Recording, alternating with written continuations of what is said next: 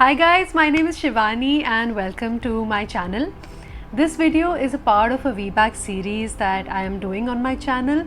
I am very grateful to have had a successful VBAC in July 2020, and this video and this series is my way of paying it forward. I was keenly watching these kind of videos towards my delivery and throughout my pregnancy, and now that I'm on the other side of it, I'm going to walk you through the things that I did to prepare for my VBAC, the kind of activities that I did and that I think were helpful and that got me through it. So grab a cup of tea or coffee and listen to my story. Let's go.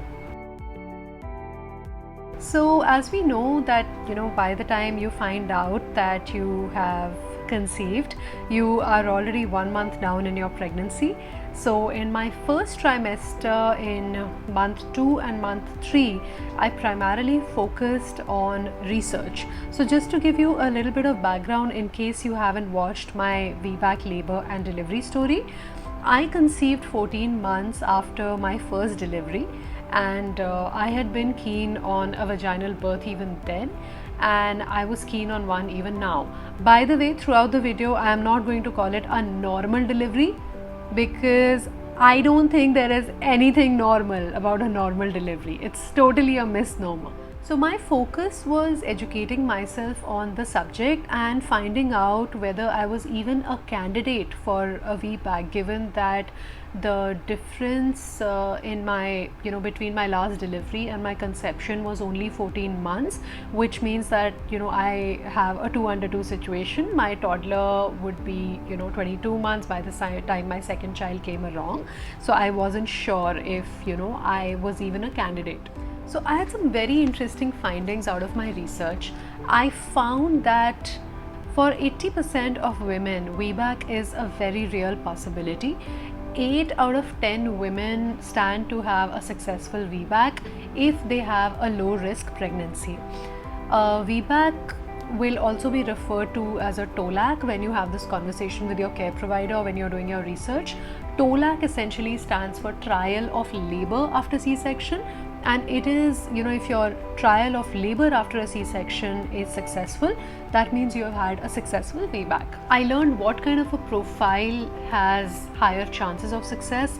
These are basically women who are under 37 years of age, who have a low transverse scar, who have a low risk pregnancy, who have had one previous C-section, and for whom the gap between their deliveries is at least 18 months.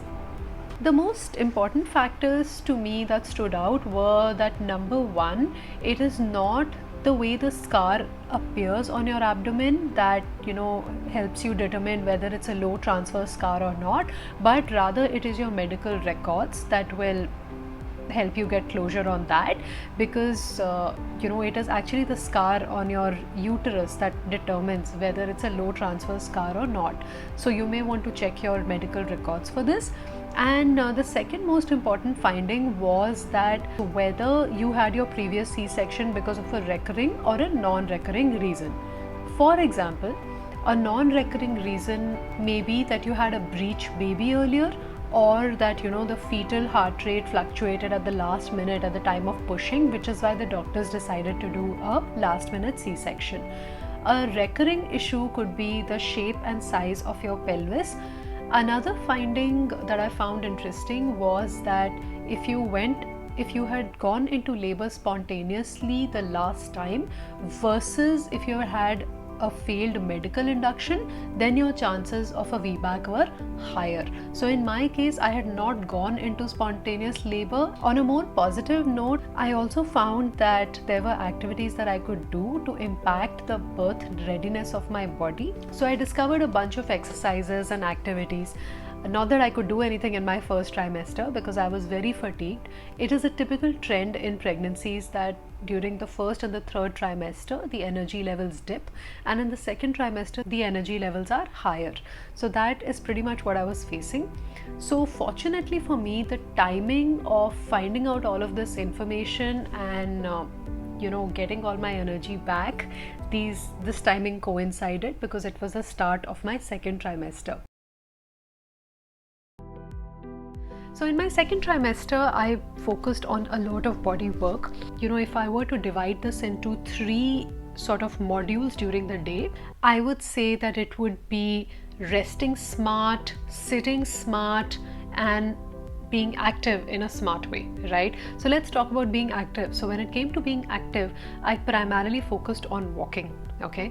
Because the weather was great and I was enjoying doing it, and I would typically listen to a book. So my whole idea was to make the activity enjoyable so that it did not feel like a chore. Initially, my goal was about 6,000 steps and I ramped it up to about 10,000 steps.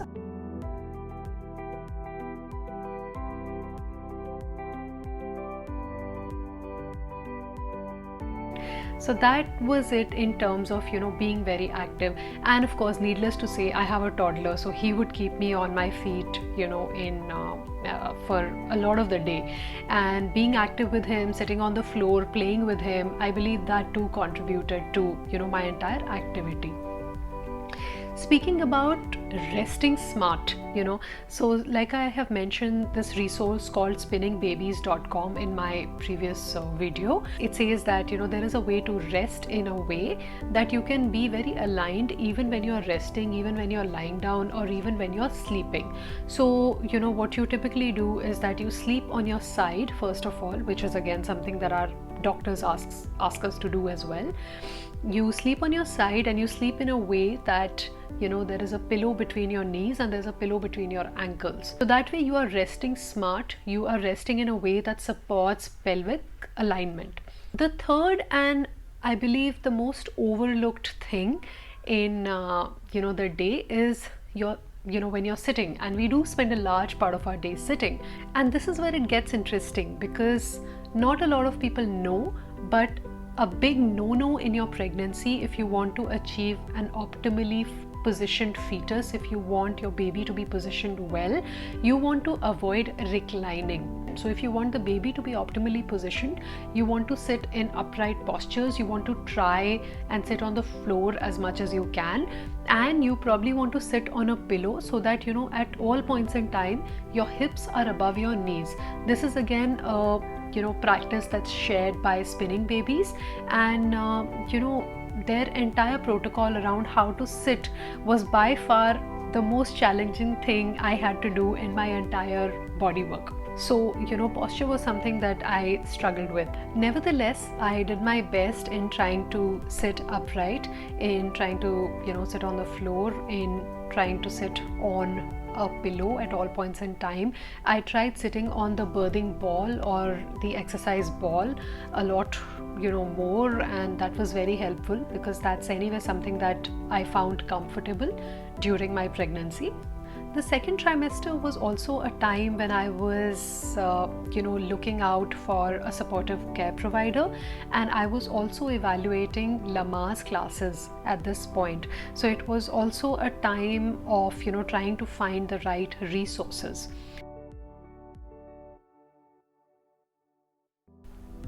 The third trimester was about putting everything together. Of course, the third trimester in terms of physical energies, it was lower.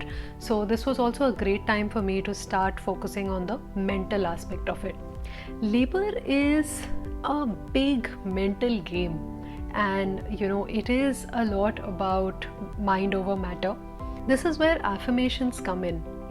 So for me, some affirmations that were very helpful were to take it one contraction at a time. You don't have to think about getting through many hours of labor. You just have to think about getting through the next contraction or the current contraction. I think that mindset is very helpful when you're going through even a tough routine in the gym, right? Another affirmation was that the baby and I are in this together. We are a team. And with every contraction that I have, it is the baby's attempt at coming down and coming further down into the birth canal and finally making her entry into this world, so I think that was a very positive way of perceiving a contraction. So those affirmations were very helpful. The next mental aspect was around building oxytocin. Oxytocin is a very important hormone if you want to get labor started. It is the presence of this hormone that tells your body that it's time to go into labor. So like I had mentioned earlier, that going into spontaneous labor is a very important criteria for a VBAC to occur and for you to get a trial of labor, because not many doctors will be willing to medically induce you in case you do not go into spontaneous labor. So it is very important that you do whatever you can to ensure that spontaneous labor occurs. Now, oxytocin is a love hormone. Okay, so it is a hormone that gets secreted in your body when you are feeling loved and you're feeling supported and you're feeling safe, right? So in order for this hormone to kick in, one needs to feel relaxed and one needs to resolve one's mental issues. Of course, it is extremely helpful if family members are supportive in this way, or one can kind of go about building that support system. But even if that is not possible, it is always possible to be your own best friend and to kind of really help yourself resolve a lot of issues and to also ask for help. So affirmations and trying to get my hormones in rhythm was a part of the mental work that I did in the 3rd trimester. This was also the time when my husband and I attended Lamaze classes, which were extremely helpful. And this was also the time when our meetings with our care providers increased in number and we started gaining a lot more confidence in our doctor. The physical aspect that I focused on in the 3rd trimester was baby head engagement. So apart from oxytocin that tells your body that it's time to go into labor, it is actually the baby's engagement that also ensures that this process occurs. So in order for engagement to occur, the baby needs to come down and put pressure on your cervix, right? So in order to ensure that engagement occurs, again, Spinning Babies talks a lot about using gravity and movement to your advantage, which is why you're encouraged to walk a lot, you're encouraged to do a lot of duck walking and a lot of squatting. So I did continue to focus on some of these elements to ensure that the baby engages. So for the entire oxytocin engagement protocol, I would like to thank another YouTuber by the name of Dancy Pinkston, and her videos are absolutely fabulous. They helped me so much, even though she is not a VBAC mother herself, but she has had these 2 supernatural births which were extremely inspiring for me. So please go and check out her videos. I will link them down below. So that was it in terms of the different things that I did in different trimesters. I hope that was helpful for you. If you have any questions, please feel free to leave them in the comments below. I will be more than happy to answer them. And till then, take care.